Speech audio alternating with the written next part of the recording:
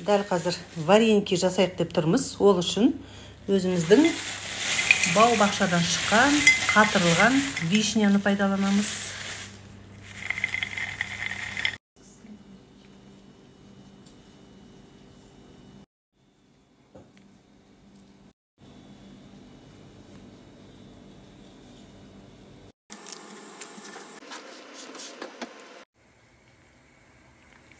Қайнап тұрған суға дайын болған вареникімізді салып жібердік неке.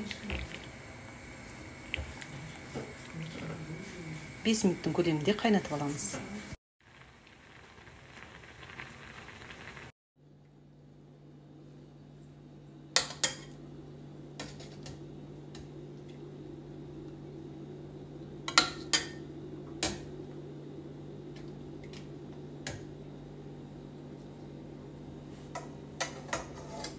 Енді үстіне болдың қайнағын саламыз.